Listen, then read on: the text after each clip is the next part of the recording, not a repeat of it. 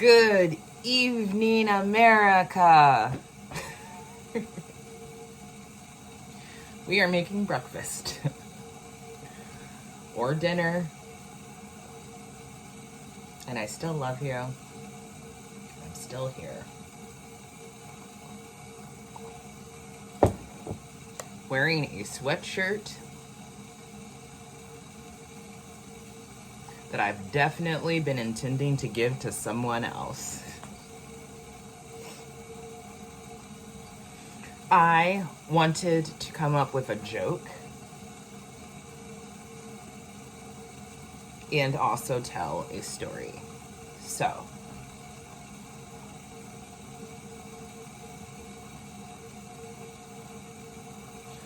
I think we're gonna go with, I've been formulating it and trying to see if it was actually funny in my mind or not.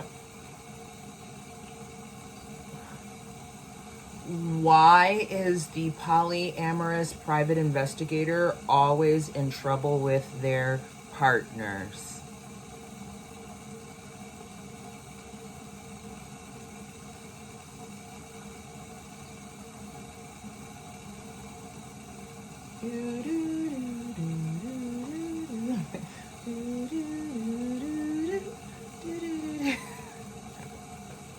My apologies. It's completely flew out of my mind, but it's still there. It'll come back.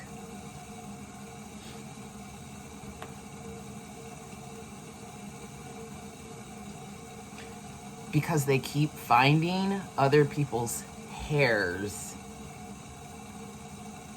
and being like, oh, that looks like so-and-so's. Were you over there? Well, yeah, of course I was. Did you forget the part about me being a private investigator? Are you jealous? Anyway. Stories. When people travel, regardless of what it is that they are doing, they are usually trying to hold space or look for interactions that bring them comfort when they're in uncomfortable situations. Tuning into the fact that there is a library at the airport for children and how awesome that is something that a person who might be uncomfortable while they're at the airport would check into, because they love books and they wish that back in the day when they were a child getting on airplanes that they had one of those to go to, because the 3 books that they got to go on the trip with them were done before they even got on the airplane.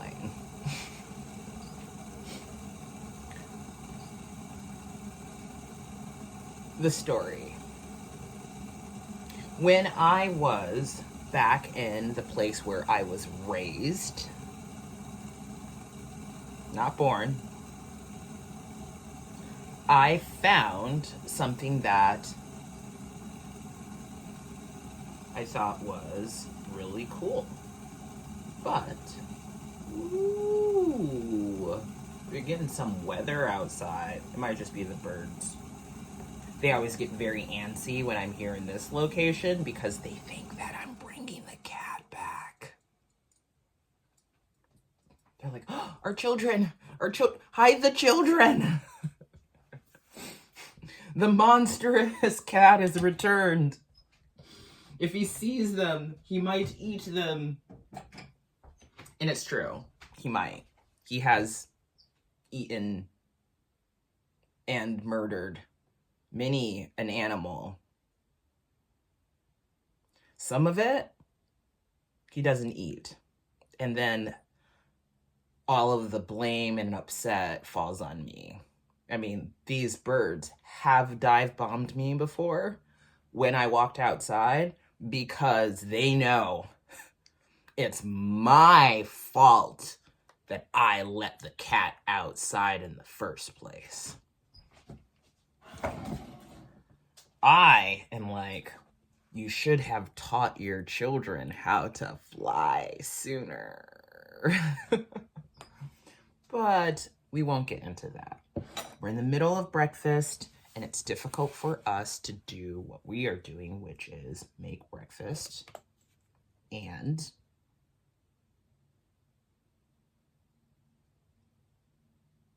talk at the same time. Certain other people are able to navigate doing multiple layers of things at the same time. And it usually involves them doing something that they're so used to doing that it's like they can put that task on, I don't know, let's say autopilot. Anyway, back to the story. I was traveling, I was back in the city where I was raised, and I wanted to get gifts for my companions in the place that I have been calling home. And I went to a shop that I had gone to and discovered before when I was very young. And it was still under the same ownership. And the people who were there, the person who was there, was the same person that I had talked to. And I remember when I had discovered that place before, I went in there and I was like, oh, there's so many beautiful things in here, and I can't afford really any of it, but I want to. I want to buy this, I want to buy that, and give this to that person, which happens a lot with children. It's kind of one of the reasons why children tend to steal small things that are placed in areas, especially if they're not being watched necessarily. But they're usually pretty good about fessing up. I mean, if you're like, where'd you get that toy from? Pretty clear cut scenario that follows. The story. The person. This person, she told me when I was young that this one time she shaved her entire head in solidarity with someone who was fighting cancer. And she would wear big hoop earrings because she loved her hair. She did love her hair. But she was willing to not have it displayed for everyone to see and go, oh my goodness, I love your hair. Because she knew how much it hurt the person that she was with, that they were losing all of theirs.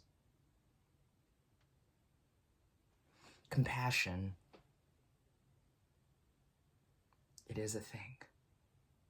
It sometimes involves making sacrifices. One fun thing about hair, for some people, it grows back. Sometimes even faster if you cut it the right way.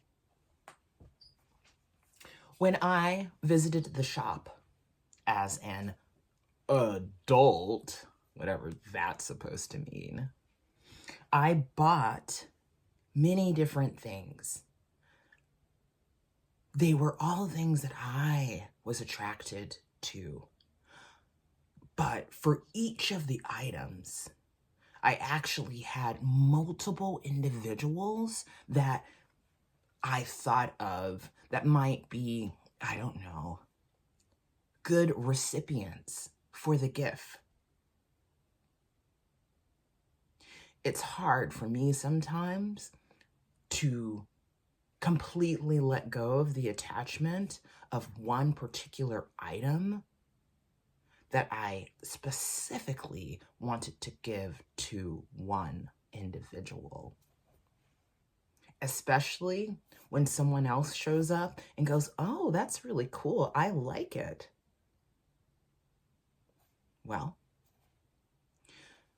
my intentions were not to give it to you, but because you enjoy it so much and it's brought you happiness, I'm willing to make the sacrifice of not giving that gift to the other person and extending it to someone else who might appreciate it. I bought with money that I probably should have used for something else. A cute little miniature guitar that you cannot play. But it is very pretty. And I gifted it to someone. And to that someone, I'd just like to say, I love you. But you really need to stop being so jealous. I mean, I could have given that to somebody else.